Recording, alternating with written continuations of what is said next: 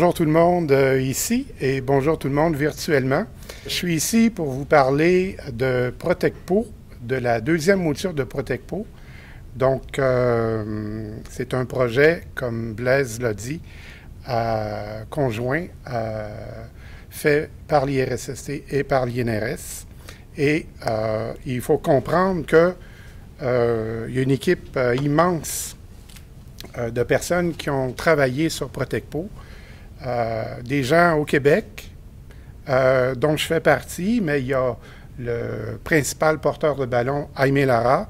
Il y a eu d'autres personnes de l'Université de Montréal, notamment Gérald Perron, Robert Bourbonnais, François Lemay, surtout dans Protecpo 1, et Brigitte Robert, J.F. Bellasphare et Ludovic Tuduri, qui prend le relais des vieux que nous sommes devenus.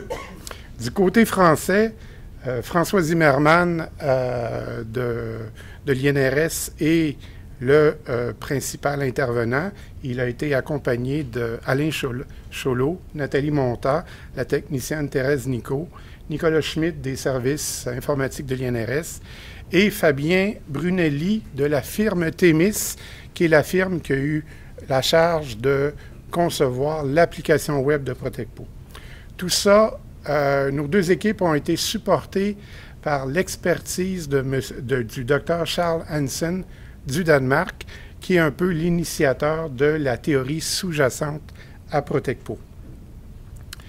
Permettez-moi de vous parler un peu de l'INRS pour les Québécois. Une des composantes de l'INRS est à Nancy, en Lorraine, une ville magnifique. Et en périphérie de cette ville, on voit le campus de l'INRS. C'est un immense campus. Donc, l'historique, tout part un peu de la théorie de Hansen qui a rapport aux paramètres de solubilité. Et depuis que Hansen a lancé sa théorie, il y a eu de nombreuses applications liées aux solvants et aux polymères. Dans le domaine de la santé et sécurité du travail, il y a un éminent chercheur, Perkins, l'auteur du fameux manuel Modern Industrial Hygiene, qui a publié en 1985 un article en disant « Hey, on pourrait utiliser les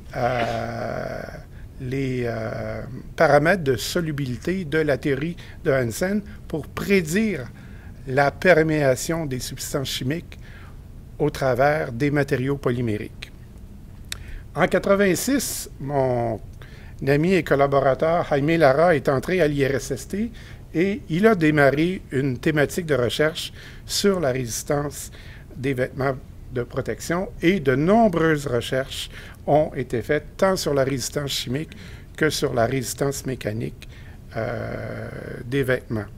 Je vous montre en bas ici un des premiers rapports qui a été publié en 1989 sur l'évaluation de la résistance des gants aux agresseurs chimiques et par mesure de perméabilité. Les gens de l'IRSST remarqueront qu'il y avait un tout jeune stagiaire qui était là à ce moment-là, en 1989, nommé Hugues Nélis, qui est devenu un éminent chercheur ici. Donc, en 2008, on fait un grand saut dans le temps. En partenariat avec l'INRS, il faut comprendre qu'on a des contacts avec l'INRS depuis très, très longtemps. Moi, personnellement, ma première visite remonte à 1984. Donc, on a établi des lignes de contact fréquentes. Et c'est en 2008 que les travaux de conception d'un outil de prédiction de la résistance démarrent. À ce moment-là, le nom de code de notre outil, c'était Gantex. On n'avait rien trouvé mieux, mais c'est... Donc, pour continuer dans l'historique, le nom de l'outil, j'ai eu l'occasion de baptiser quelques outils informatiques, mais dans ce cas-ci, on a laissé à nos partenaires français le soin de choisir le nom de l'outil. Et c'est Protecpo qui a été choisi. Il y a un petit jeu de mots dans Protecpo, peau voulant faire référence à la peau, mais aussi au fait que ce qu'on cherche à prédire, c'est la résistance des polymères. Donc voilà pour l'historique. Bon, mise en contexte. Vous savez tous que le contact avec les produits chimiques, avec la peau, peut causer des irritations, des allergies, des brûlures, des dermatites, des intoxications, des cancers. Il y a des millions de produits chimiques identifiés par des numéros CAS. Pour ceux qui ne sont pas chimistes, le numéro CAS d'une substance chimique, c'est un peu le numéro d'assurance sociale d'une substance chimique. Et grosso modo, il y a plus de 100 000 produits chimiques qui sont utilisés dans des opérations courantes en milieu de travail ou dans des opérations qui sont susceptibles de générer des contaminants chimiques qui sont connus ou inconnus. Donc, on est aux prises à devoir prendre des décisions sur quelle sorte de protection personnelle porter pour éviter les contacts avec la peau.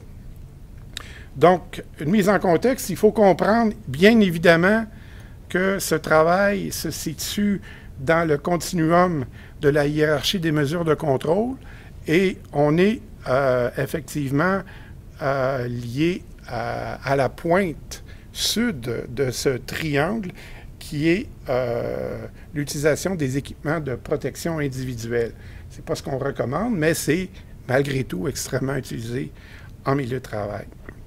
Donc, il faut finalement utiliser des gants ou des vêtements et il faut que ces gants ou vêtements soient des matériaux qui soient résistants.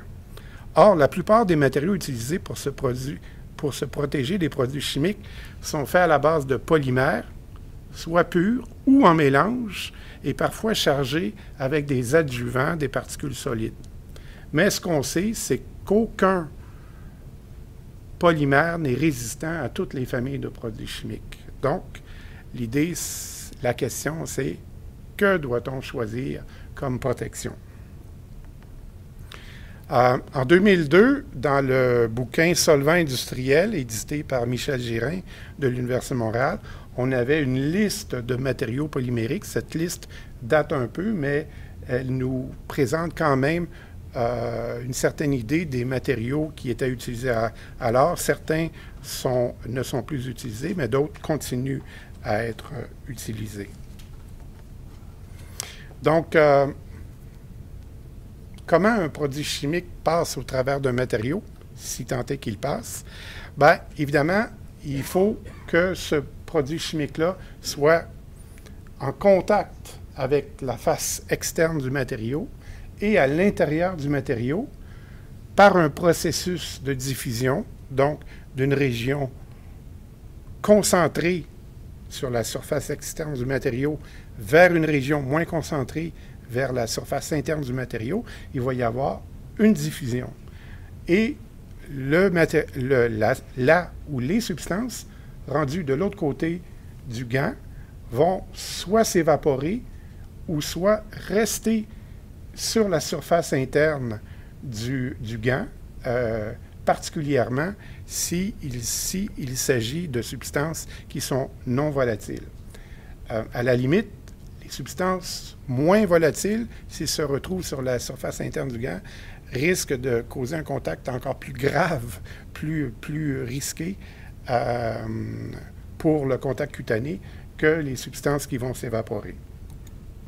Évidemment, il y a le processus normal de l'absorption, de la diffusion et de la désorption et de l'évaporation, mais dans certains cas, il peut aussi avoir un processus de dégradation, c'est-à-dire que là où les substances peuvent carrément dégrader le matériau, le solubiliser d'une certaine façon, ou de faire d'autres types d'effets. Certains matériaux peuvent devenir durs, rigides, fragiles. Certains autres peuvent devenir plus mous. D'autres vont gonfler à plusieurs fois leur taille d'origine. Donc, il reste la question, que choisit-on comme matériau?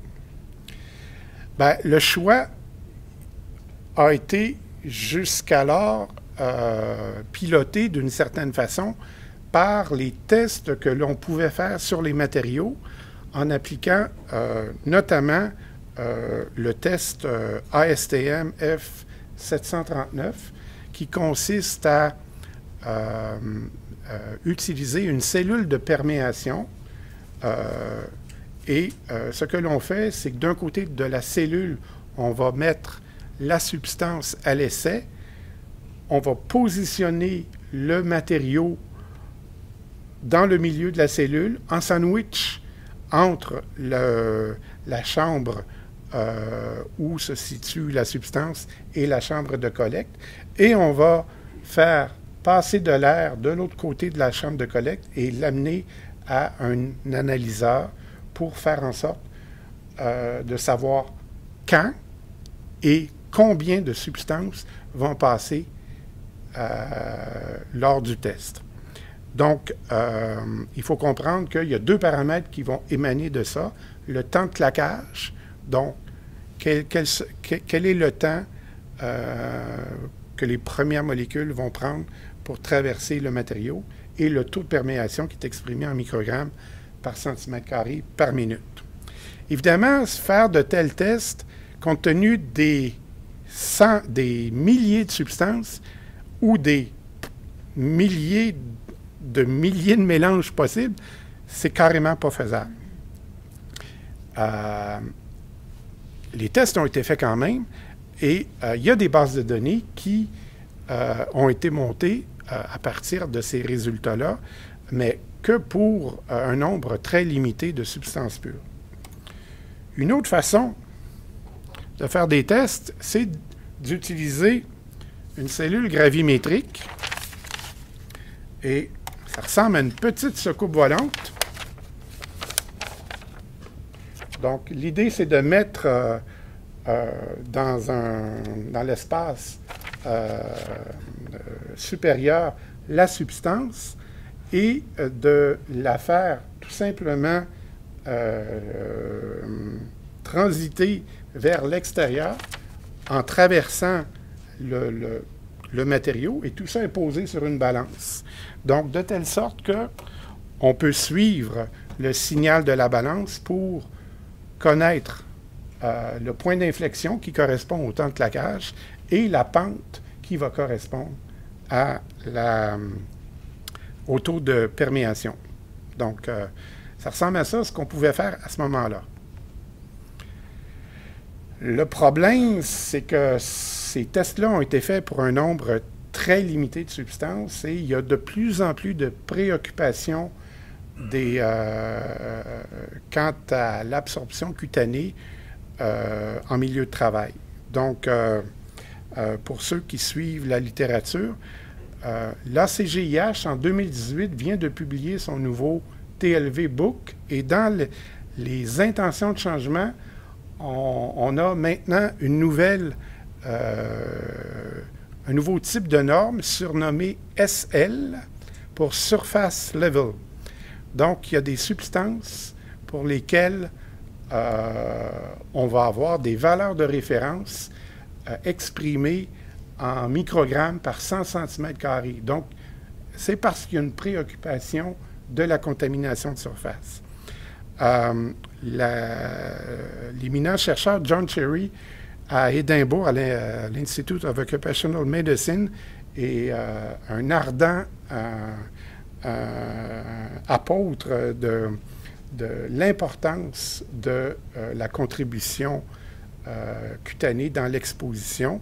Et pas plus tard qu'il y a 2 semaines, au congrès du BOHS, il faisait une conférence plénière sur ce sujet-là.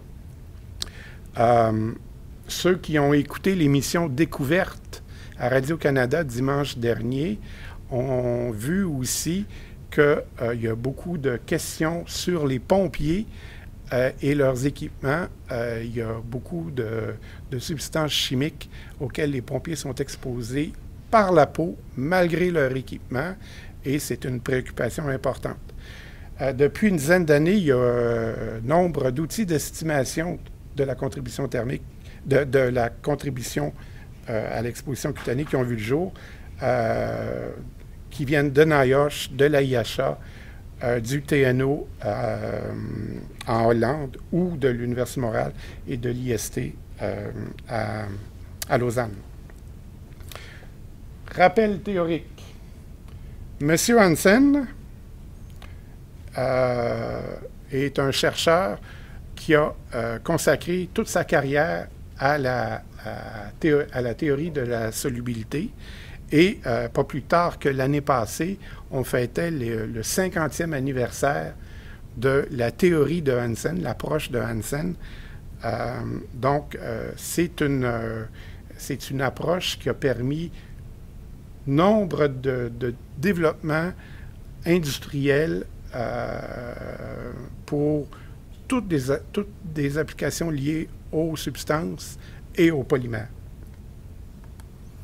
Donc, les paramètres de solubilité pour débutants, ben, si j'essaie de voir une personne qui aurait des ongles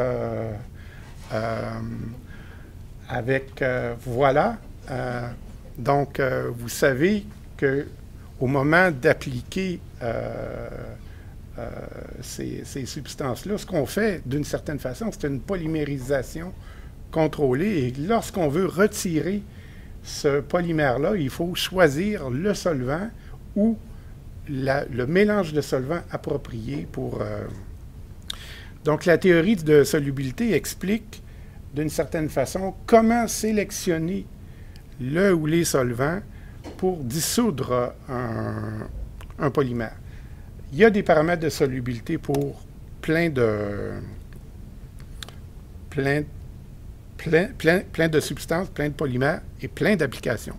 Donc, je ne veux pas trop vous embêter avec l'approche de Hansen, mais soulignons que dans cette approche-là, on tient compte de propriétés physico-chimiques de solvants, les forces de dispersion, les forces polaires et les liaisons hydrogènes. Et d'une certaine façon, ce qu'on va appeler les DPH, les paramètres DPH, peuvent être traités comme des coordonnées dans un espace tridimensionnel qu'on va appeler l'espace de Hansen, avec un axe D, un axe H et un axe P. Et chaque solvant aura une coordonnée particulière autour de cet axe-là. Donc, plus rapprochés vont être deux molécules dans cet espace, plus les composés vont être solubles l'une vis-à-vis l'autre. On voit qu'il y a une sphère, j'y arrive. Donc, la sphère correspond d'une certaine façon au polymère. Et pour positionner la sphère, ce qu'on va faire, c'est de faire des tests de gonflement et avec nombre de solvants pour venir voir l'effet du gonflement sur le polymère et ensuite venir positionner cette sphère-là dans l'espace de Hansen. À l'Université de Montréal et à l'INRS, dans un deuxième temps, on a fait ce genre de test et ça nous a permis de calculer un paramètre qu'on appelle le SV, c'est-à-dire la modification du volume d'une pièce de polymère divisée par son volume initial. Ce test, cette valeur-là, va venir nous aider à positionner les sphères dans l'espace de Hansen et on peut tester des matériaux polymériques similaires mais provenant de différentes compagnies pour avoir bien entendu certaines variations puisque, je vous le rappelle, il y a des petits changements au niveau des adjuvants d'un matériau à l'autre. Donc, on voit que plus un SV va être élevé, plus le solvant va avoir de l'effet sur le polymère. Et donc, voilà, ça je l'ai dit. Donc, ce qui nous intéresse, c'est de venir positionner ce polymère-là dans l'espace de Hansen et de voir ensuite, solvant par solvant, où le solvant va se trouver par rapport à la sphère. est-il à l'intérieur de la sphère ou à l'extérieur de la sphère? Si un solvant est à l'intérieur de la sphère, ben, le solvant va pouvoir effectivement traverser le matériau.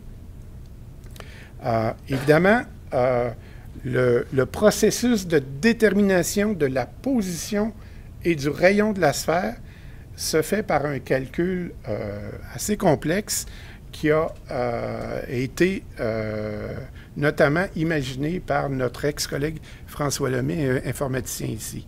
Donc, le positionnement des sphères est critique dans cette approche-là. Ce qui nous amène à pouvoir calculer par une équation un peu bête la distance entre le centre de la sphère et un solvant donné. Donc, cette distance-là, on l'appelle le paramètre de dissimilarité, A. Et dans le cas où on n'a pas une substance, mais un mélange de substances, bien là, on va appliquer une équation qui va tenir compte de la fraction volumique de chacune de ces substances-là pour calculer un paramètre de dissimilarité propre au mélange. Mais ça reste toujours le A. Et ce qui nous intéresse, c'est de voir où se situe le solvant ou un mélange dans cet espace-là.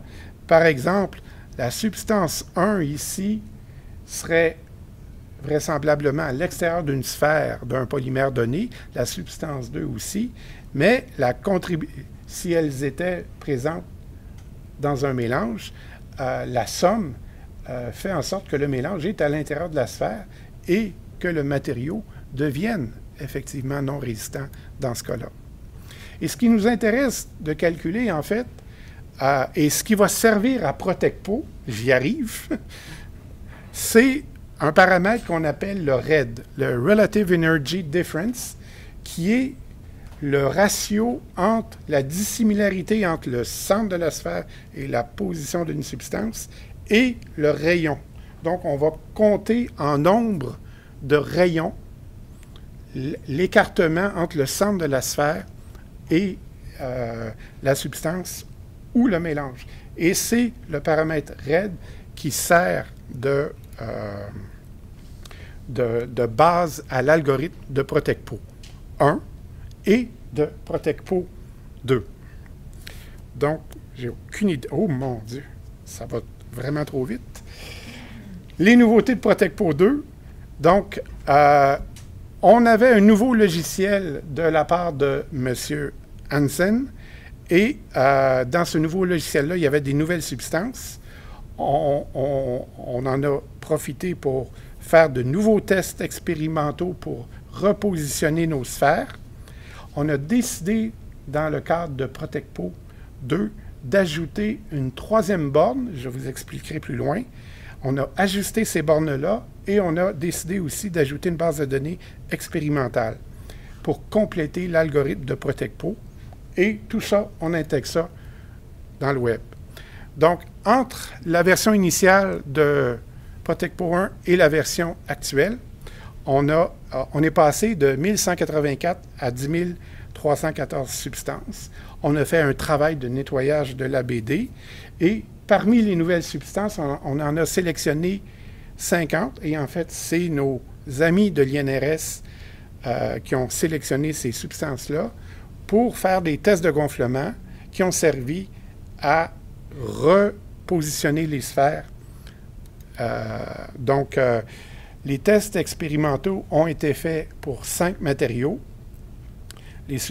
On a calculé les SV et on a catégorisé les SV pour l'utilisation éventuelle dans le... Donc, ce que vous voyez ici, c'est Thérèse Nicot qui fait des mesures de longueur et d'épaisseur des matériaux après un test d'immersion dans les solvants. Donc, ça nous a permis, tout ça, de repositionner les sphères dans l'espace de Hansen avec des coordonnées dpH et le rayon. Puisqu'on a un nouveau positionnement de sphère et on a presque 10 000 substances, on peut donc calculer 5 fois 10 314, on peut calculer très facilement 51 370 raids.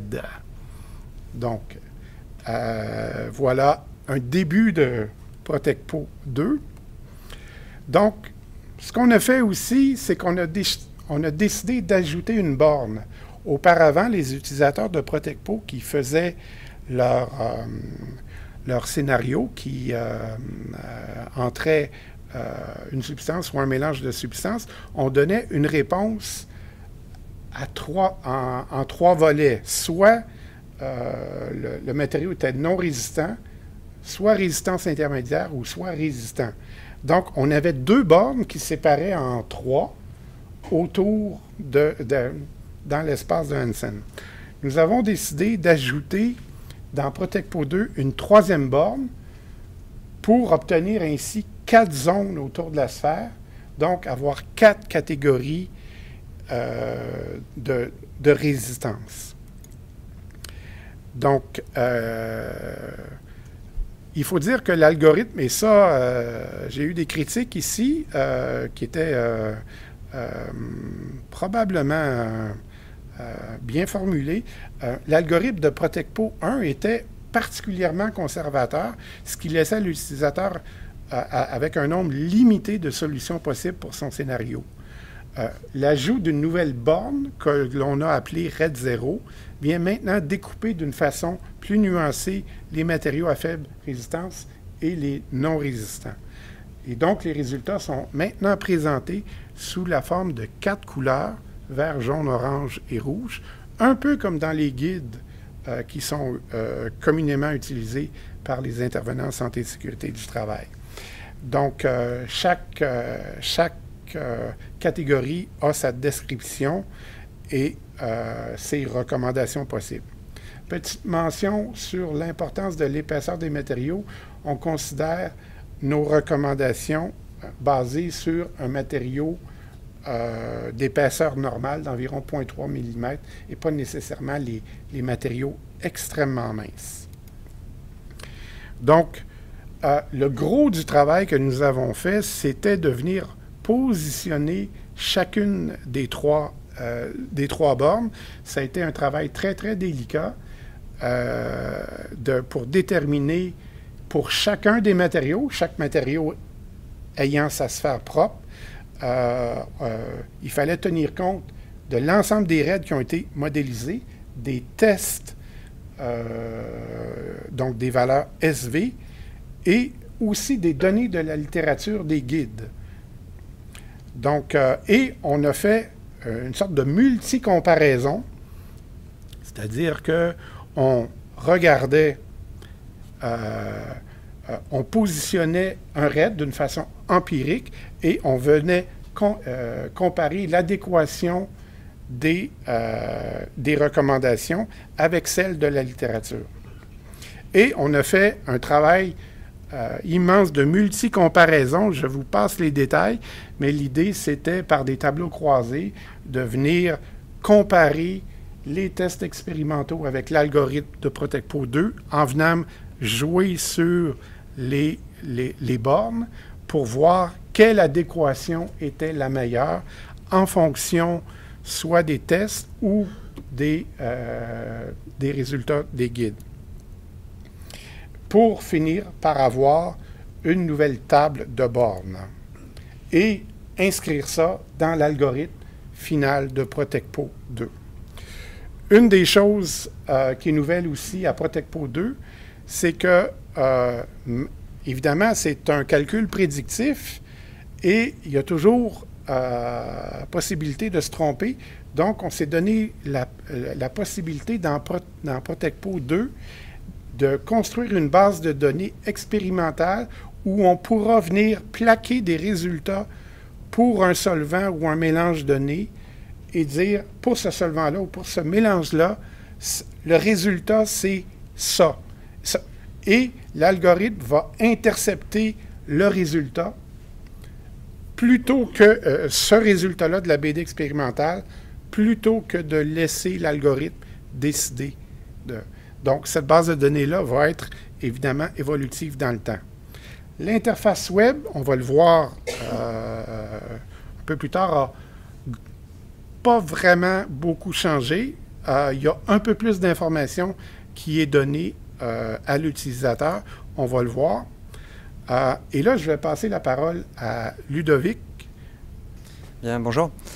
Donc Daniel vient de vous parler un petit peu du moteur derrière l'utilitaire ProtectPo, là, comment ça fonctionne exactement. Juste après moi, il va reprendre la parole pour montrer un peu la carrosserie, puis vous expliquer comment on conduit un petit peu ProtectPo quand on l'utilise. Et moi, si je devais m'inscrire dans cette comparaison, je serais un peu le garagiste, c'est-à-dire je suis la personne qui va administrer ça et puis qui va répondre aux questions reçues sur ProtectPo quand il y a des problèmes de conduite, quand il y a des problèmes de résultats qu'on n'arrive pas à interpréter ou quand il y a des vides dans la base de données sur les substances, bien qu'elle ait été augmentée. Donc j'ai un homologue en France, donc François Zimmermann, et à tous les deux, on va s'occuper éventuellement des changements et puis de répondre aux questions qui nous arrivent au fil de l'eau. Rapidement, ça c'est un peu mon poste de pilotage, sachant que je peux à peu près modifier tout ce que je veux dans ProtectPo, qu'on parle des substances, des matériaux, ajouter des informations telles que les phrases de risque pour les composés, ou encore, c'est pas encore une fonctionnalité très développée dans ProtectPo, mais on pourrait essayer de voir un peu qui pilote ProtectPo en le déterminant par le secteur d'activité puis la taille de l'entreprise. Ça nous permet de savoir un peu qui vient plus sur ProtectPo. Donc ça, c'est l'écran d'accueil pour l'administration. Je vous montre l'exemple d'une page qui relate les informations contenues dans ProtectPo et relatives aux matériaux. Donc là, on parle du matériau butyle, ce que vous voyez ici, avec les paramètres clés qui permettent de faire les calculs de RAID et donc de prédire la résistance du matériau. À noter que toutes ces données-là qui sont dans ProtectPo, on n'a pas le droit de les modifier sans accord du partenaire, que ce soit l'INRS qui veuille modifier ou que moi je veuille modifier. On doit se concerter avant de modifier ces paramètres. L'idée là, c'est que les deux versions de ProtectPo donnent la même version et qu'on soit bien au courant de ça. Alors, il faut l'accord pour modifier certaines propriétés des matériaux ou des substances. Maintenant, pour faire apparaître un matériau ou une substance, là on a plus de latitude de choix. Et c'est ce qui est montré ici. Là. Nous, on a choisi bien sûr de mettre active cette substance qui est l'acétone, mais on pourrait, pour une raison ou pour une autre, décider de la supprimer de la plateforme. Enfin, Daniel vous a parlé de la base de données expérimentale. Donc les données de la base, de données expérimentales vont supplanter les données de calcul de ProtectPo. Et ça, comment ça se matérialise dans le logiciel? Une petite fiche pour chacune des expérimentations qui ont été réalisées avec l'identification des tests qui ont été faits. Donc là, on voit que c'est et cette perméation pour le disulfure de carbone faite par l'INRS sur un gant Solvex, donc Solvex en nitrile. Et puis là, on se rend compte que quand on regarde la table d'en bas, c'est là qu'on précise quelle est la réponse que doit donner ProtectPo à l'utilisateur.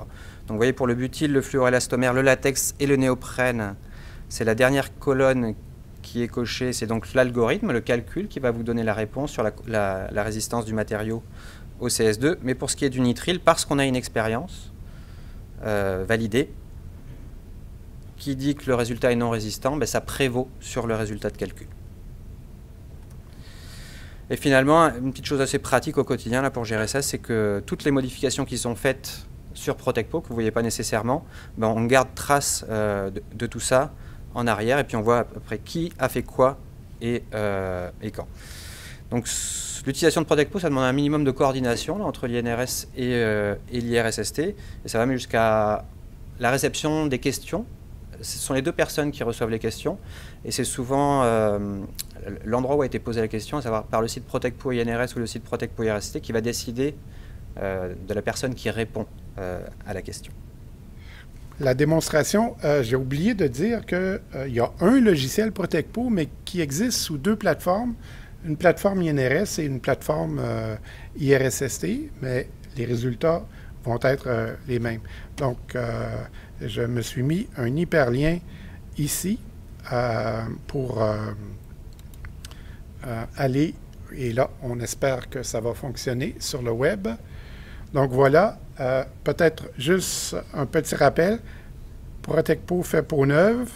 On explique un peu les nouveautés avant d'entrer dans dans le logiciel. Évidemment, avant d'entrer dans le logiciel, il faut accepter les conditions générales. Et je vous invite beaucoup à aller voir le document en hyperlien, sous l'hyperlien, en savoir plus. C'est là qu'est le document d'aide, un document d'une dizaine de pages qui reprend bien mieux que cette conférence toutes les informations sur ProtectPo. Donc, l'idée, c'est de cliquer sur ProtectPo et, comme je vous le mentionnais, on peut faire des recherches par substance, par famille de substances, par matériaux, et chacun des scénarios, on peut le mémoriser. Donc, par exemple, si je veux connaître quelles sont les résistances pour les matériaux, actuellement, ProtectPo n'est limité qu'à 5 matériaux.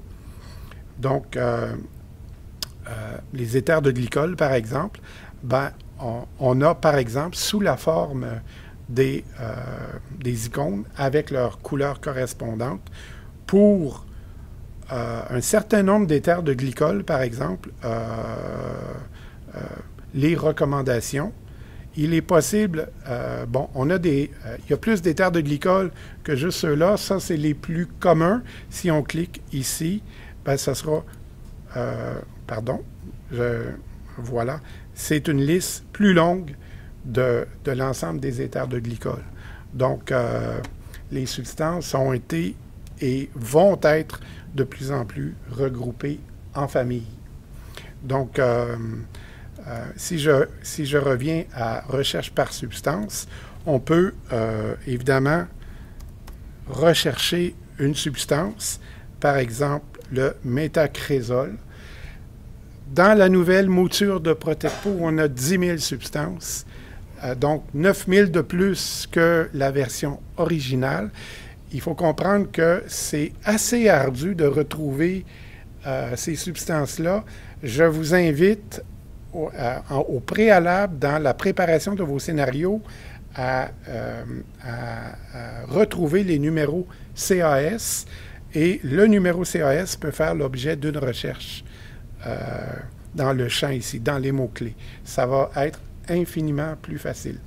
Les 9000 nouvelles substances, sans dire qu'elles sont ésotériques, c'est des substances quand même assez pointues et probablement que ça pourra répondre à certaines questions, notamment pour des laboratoires plus spécialisés ou un milieu universitaire, par exemple, qui utilise une gamme beaucoup plus étendue de substances que dans l'industrie où il y a un nombre plus limité de substances. Donc, si je clique ici pour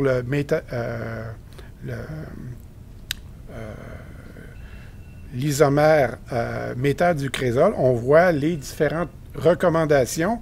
Et là, je ne crois pas que j'ai le temps, malheureusement, mais si on allait voir l'algorithme de ProtectPo, il y a une petite différence parce qu'il y a un des résultats ici qui provient de la base de données expérimentale.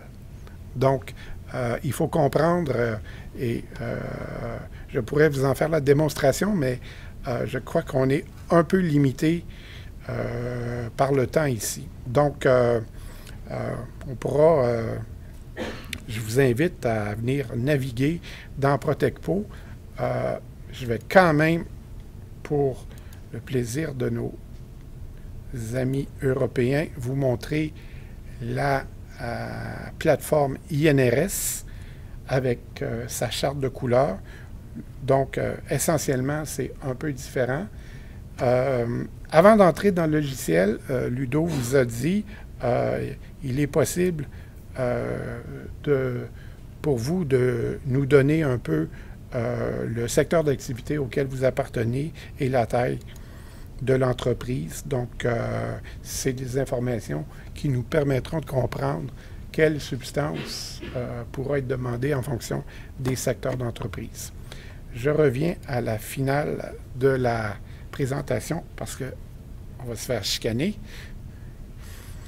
Donc, pas plus tard qu'un mois, dans un blog, le blog Sciencey, on se posait la question, quelle sorte de gants devrait-on utiliser en manipulant de l'acétone et effectivement, ce que cet article-là nous disait, c'est que les gants de nitrile, qui sont extrêmement utilisés, étaient très pauvres en termes de protection pour l'acétone et que la recommandation devrait être utile. Et effectivement, quand on utilise Protec-Peau, c'est exactement ça que l'on a. Donc, on n'a pas le temps d'aller voir Protec-Peau, mais faites-moi confiance, c'est ce que nous donne. Donc, je veux juste faire un bond dans le temps. En 1989, dans le fameux document de Jaime Lara et de Hugh Nellis, dans la conclusion, on parlait que l'usage des paramètres de solubilité pour prédire la résistance des matériaux serait utile pour orienter la sélection des types de gants à porter. Donc, c'est en 89 que... Et on devrait aussi utiliser une banque de données expérimentale pour complémenter cet algorithme-là. Je crois qu'Jaime avait oublié lui-même ce qu'il avait dit, parce qu'au début des travaux de Protec-Peau 2, Jaime n'était pas très, très chaud à l'idée de monter cette base de données expérimentale, mais c'était pourtant une de ses recommandations en 1989. Donc, voilà. Il faut se rappeler que Protec-Peau, c'est un outil d'aide à la décision. C'est le fruit d'une très longue gestation qui est basée sur des prédictions qui permettent une sélection des meilleurs matériaux pour un scénario donné. Ces matériaux devraient idéalement être testés par la suite pour éviter un processus d'essai-erreur, soit par des tests de gonflement simple ou des tests gravimétriques. Actuellement, Protec-Peau n'a que 5 matériaux. Idéalement, on aimerait bien éventuellement en ajouter. On va laisser les organisations IRSST et l'INRS en décider. Et on comprend que c'est un outil évolutif dans le temps. Donc, je dois vous remercier pour votre attention et je veux souligner le leadership de Jaime à l'ensemble de ce projet-là. Merci.